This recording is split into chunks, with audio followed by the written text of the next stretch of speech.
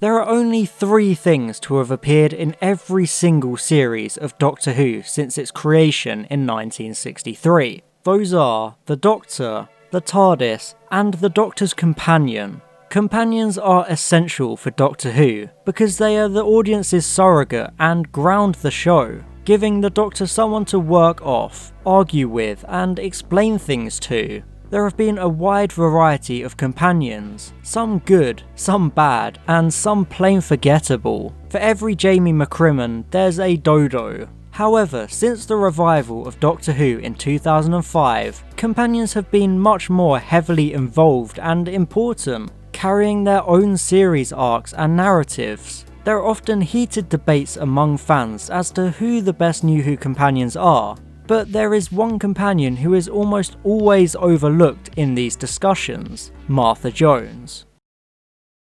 Martha Jones was the second main companion since Doctor Who's revival in 2005. Obviously that changes if you count Adam, Captain Jack or Mickey Smith, but I digress. Played by Freema Agyeman, Martha is a medical student introduced in the Series 3 premiere, Smith and Jones. She would go on to appear in every Series 3 episode before leaving the show, although she returned for 5 episodes during Series 4, and 3 episodes of the spin-off show Torchwood. Martha is actually a really good companion. What else have you got?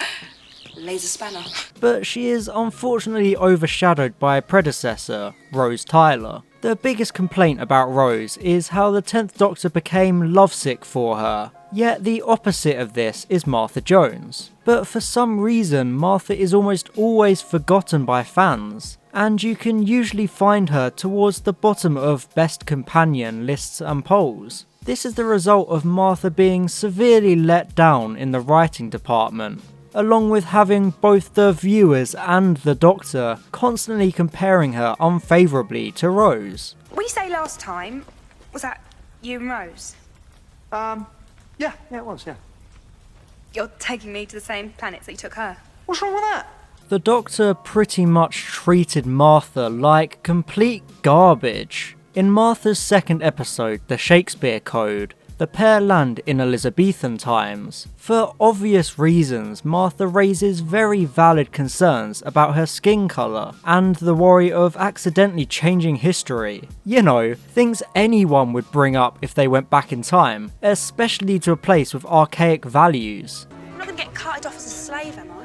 Why would they do that? Not exactly white, in case you haven't noticed. Surprisingly, the Doctor is really dismissive of her, and he's honestly quite rude. It's like in the films, you step on a butterfly, you change the future of the human race.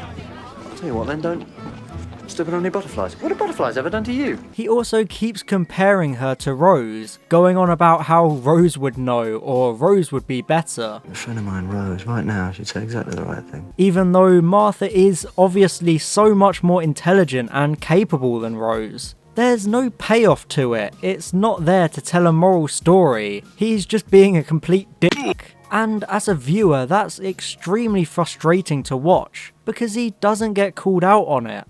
Not that you're replacing her. Never said I was. Just one trip. To say thanks, you get one trip, then back home. Martha was basically the Doctor's rebound after Rose, and despite this, she constantly risked her life for him episode after episode. In Human Nature, the Doctor erases his memory and becomes human in 1913 to hide from the family of blood. Martha protects him and sticks with him, taking care of him despite being in a time and place where she has to deal with rampant racism and sexism. Tell me then, Jones, with hands like those, how can you tell when something's clean? Just a few episodes later in The Sound of Drums, the Master takes over the world, imprisoning the Doctor and Captain Jack Harkness. Martha escapes, and in The Last of the Time Lords, we find out that she has spent an entire year travelling the world, spreading the message of the Doctor. It is only because Martha goes on this dangerous year-long journey that the Master is stopped. The Doctor doesn't apologise for asking so much of her, he just looks right past her as usual. The only episode where the Doctor seems to actually care about Martha is Gridlock, but that's pretty much it. She's alone, and she's lost. She doesn't even belong on this planet, and it's all my fault. I find it quite ironic then that the NuWho companion the Doctor cared least about had the only happy ending. Rose had the bittersweet ending of being trapped on a parallel world with a human Doctor. Donna lost her memories. Amy and Rory got taken by weeping angels. Clara died and Bill got turned into a Cyberman and then died. Martha, on the other hand, knew when to walk away, and as a result she kept her life, her memories, and stayed in her time period with the people she loved. Even Martha's exit was extremely wasted due to the lovesick plotline. It was supposed to be Martha's moment of independence and standing up for herself. They could have used her departure to raise points about the Doctor's selfishness by having her call him out on how bad he treated her, giving him something to reflect upon, and forcing him to re-evaluate the path he's going down. They should have done that, but instead they went with, "Oh, you're too hot, I can't be around you because I love you too much." Then the Doctor flies away and forgets all about it the moment the Titanic hits the TARDIS just a few minutes later. In fact, the Doctor is still dismissive of Martha when she's trying to explain why she's leaving. Is this going anywhere? Yes. He hasn't learned anything or been put in his place. It's such a wasted piece of character development potential for both of them. And once again, it's frustrating to watch. It almost frames it as if Martha is wrong for falling in love with the Doctor, and he did nothing wrong to her, which is disturbing because the Doctor treated her appallingly, and that should be addressed more seriously. Even after Martha leaves the Doctor, she still does so much without the Doctor batting an eyelid. She is one of the only companions to continue fighting to protect the Earth from alien threats, joining both UNIT and Torchwood. Martha didn't need the heart of the TARDIS or the brain of the Doctor to save the universe. She didn't have a crack in her wall, and she certainly wasn't spread through the Doctor's timeline to save him in every moment of danger. All Martha did was be a smart, quick-thinking human set to do the right thing. She was a strong and intelligent individual, perhaps more worthy than most to travel with the Doctor. Martha was arguably the most normal companion of NuWho, at least up until series 10 and 11. As good of a writer as Russell T Davies is, here's the biggest reason Martha was never successful or beloved as a companion. His insistence of making Martha love the Doctor crippled her entire character from the get-go. After Rose, the show needed to move away from a Doctor-companion love plot,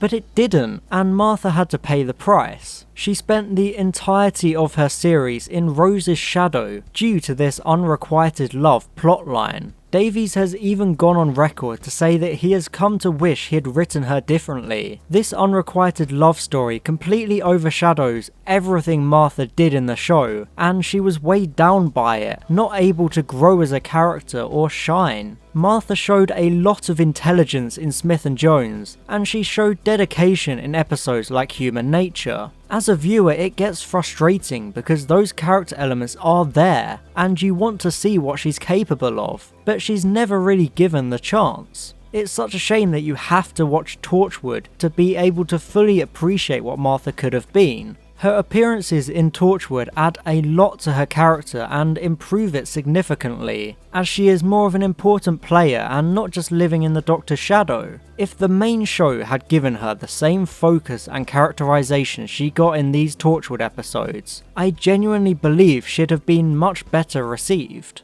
That being said, Martha does have the benefit of being able to return to the show at any point. Since she left the TARDIS of her own free will, there is always the possibility of bringing her back into the show, much like Sarah Jane Smith, Joe Grant, and to a lesser extent, Ace. Speaking of Ace, with the synopsis of the book At Childhood's End questioning whether the 13th Doctor can atone for the 7th Doctor's behaviour, maybe we could see something similar with Martha. An episode where Martha returns and confronts the current Doctor about the way the 10th Doctor treated her would be fascinating, especially with the strides Freema Agyeman has made as an actor since she last appeared in the Doctor Who universe. It would be a good way of addressing the bad writing Martha was given and rectify it, making the Doctor finally admit that they were wrong to treat Martha the way they did. It would provide closure and give Martha the justice she deserves.